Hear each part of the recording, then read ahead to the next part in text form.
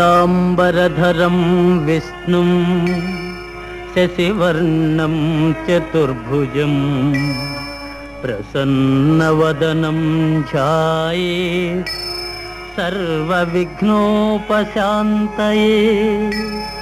అగజా ఆనన పద్మార్కం గజాననమహర్నిశం అనేకదంతం భక్తానాం ఏకదంతముపాస్మహే ఏకదంతముపాస్మహే.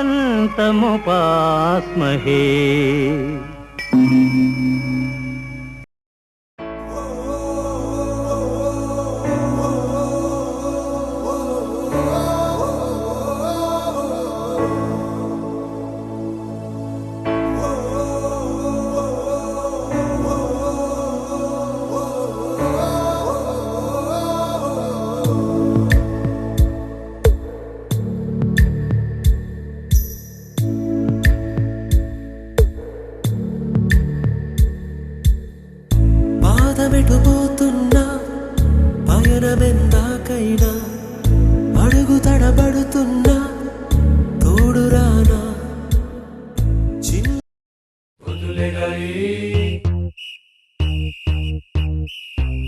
స్నానం చేయాలి, బస్సు ఎక్కాలి, కాలేజ్ వెళ్ళాలి.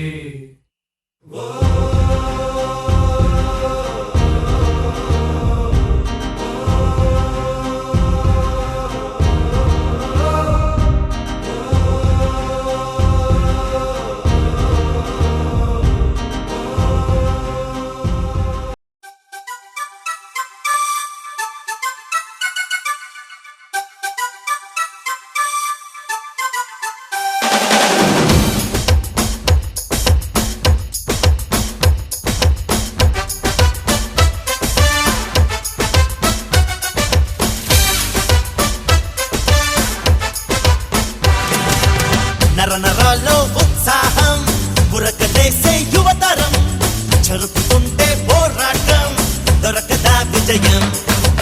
పదవులేలే ఉపలాటం తరుముతుంటే తక్షణం పవర్ కోసం ప్రారంభం ఎన్నికల సమరం. కళాశాలలో ఎలక్షన్లలో గెలిస్తే సరి అదిగో ఇదే దారని పిలుస్తున్నది అసెంబ్లీ మరి. మాయమాటల్ని నవ్వొద్దు మంచికి బండి మద్దతు మార్చుకోకండి మీ రూటు మాకే వేయండి మీ ఓటు. నరనరాల్లో ఉత్సాహం పురకలేసే యువతరం జరుపుతుంటే పోరాటం దొరకదా విజయం.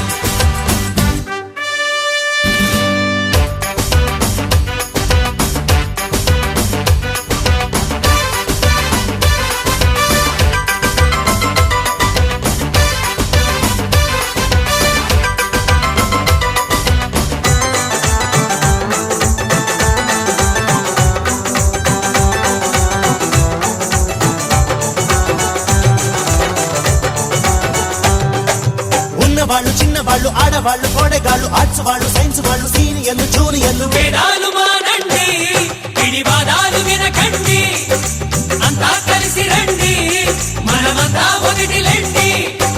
మురికి వాళ్ళు చురుకు వాళ్ళు పిరికి వాళ్ళు బైక్ వాళ్ళు సైకిల్ వాళ్ళు క్లాస్ వాళ్ళు మాస్ వాళ్ళు నానా రకాలండి ఏకమైతే ఎలాగండి కంగారు పడకండి గురమందై నడవకండి. మనదొకే గురుకులం మంచికే గురుతులం కాకులం మానుమాకులం వేదమూకలం కాదుగా మనం. మాయమాటల్ని నవ్వొద్దు మంచికి బండి మద్దతు మార్చుకోకండి మీ రూటు మాకే వేయండి మీ ఓటు. నరనరాల్లో ఉత్సాహం పురకలేసే యువతరం జరుపుతుంటే పోరాటం దొరకదా విజయం.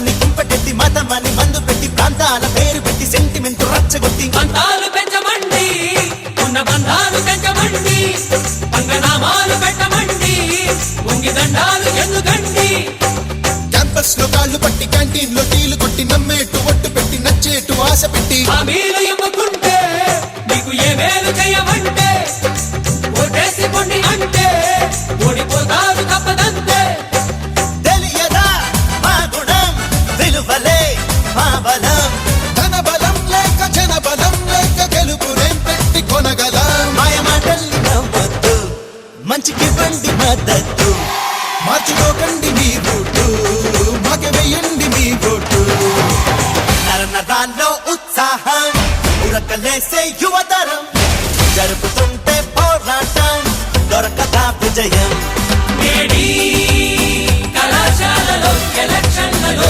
గెలిస్తే సరి అదిగో ఇదే దారని పిలుస్తున్నది అసెంబ్లీ మరి మాయ మాటల్ని నమ్మొద్దు మంచికి బండి మద్దతు మార్చుకోకండి మీ బూటు మాకే వేయండి మీ బూటు మాయ మాటల్ని నమ్మొద్దు మంచికి బండి మద్దతు మార్చుకోకండి మీ బూటు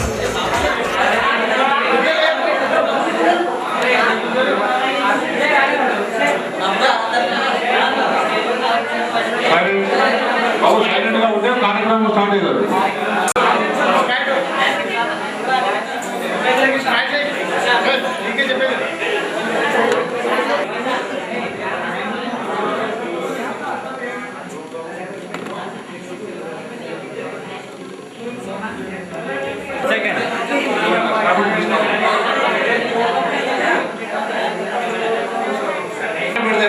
ఇదొక రోజు సార్ ఇదొక రోజు కార్యక్రమం స్టార్ట్ చేస్తాను.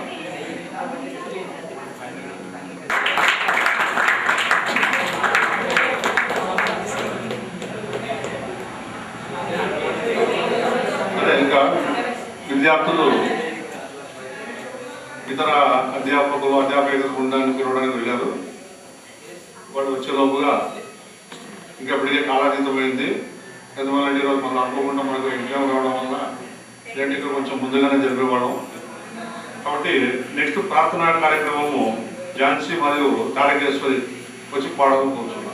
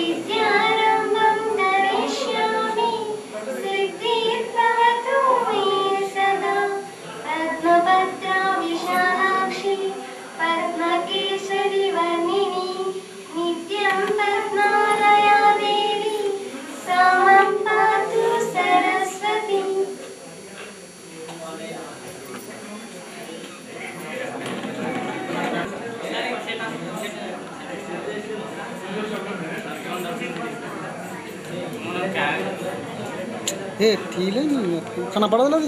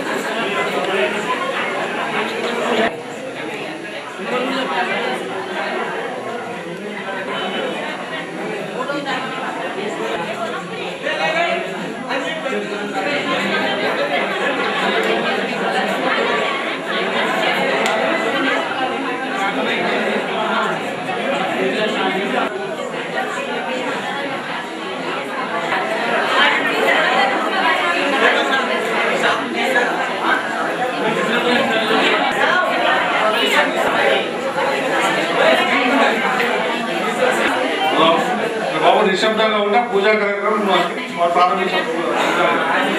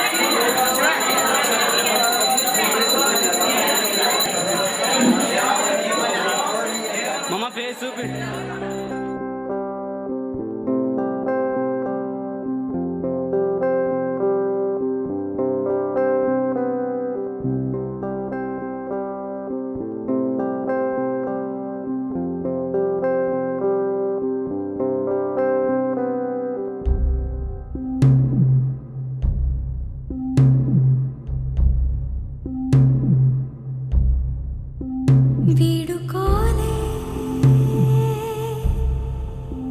వేదికైనా వీడలేని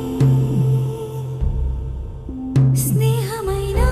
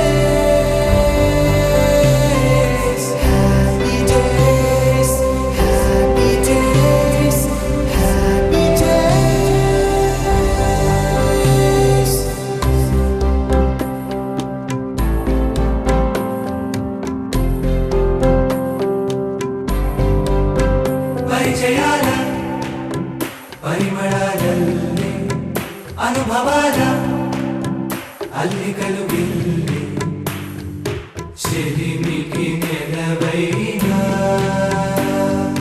చదువుల కొలువైనా ప్రతిక్షణం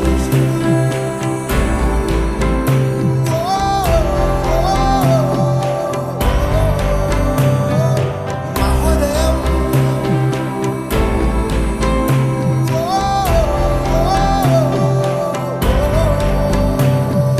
హ్యాపీ డేస్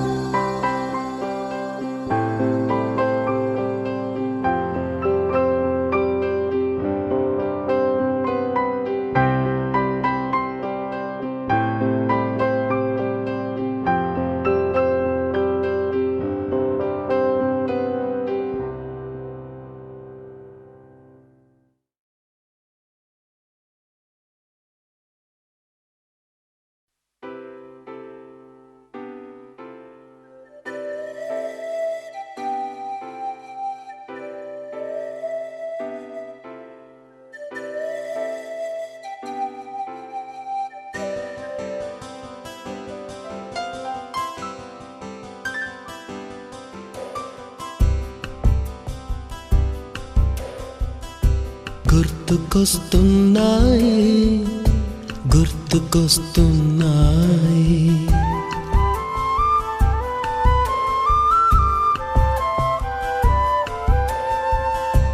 ఎదలోతులో ఏ మూలనో నిదురించు జ్ఞాపకాలు నిద్రలేస్తున్నాయి గుర్తుకొస్తున్నాయి గుర్తుకొస్తున్నాయి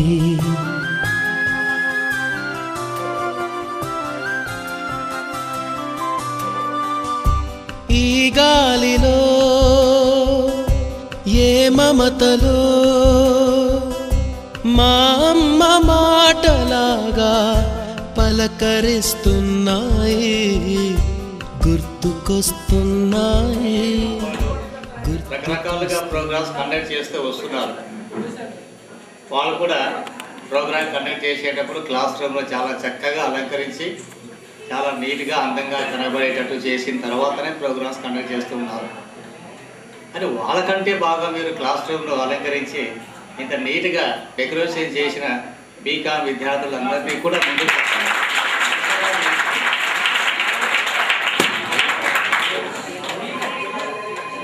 ఇప్పుడు చూడలేదు, అంతకంటే ముందు తరాల వాళ్ళు చూడలేదు. మరి ఇలాగే ఎందుకు ఉంటుంది, ఇలాగే ఎందుకు చేసినారు అని మనం ఆలోచించినట్లయితే దాని వెనక ఉన్నటువంటి అర్థం ఏమిటంటే చేతిలో ఉన్నటువంటి వీణ వినసొంపుగా మధురంగా సంగీతాన్ని మనకందరికీ అందిస్తుంది. కనుక మన జీవితం కూడా మధురంగా ఉండాలి. కష్ట నష్టాలతో కూడకుండా మంచి జీవితం సాగేటట్లు మన దైనందిన జీవితంలో మనం సంతోషాన్ని అనుభవిస్తూ మన జీవితాన్ని ఆనందంగా గడపాలనే ఒక సూచకంగా సరస్వతి చేతిలో ఉన్నటువంటి వీణ అది.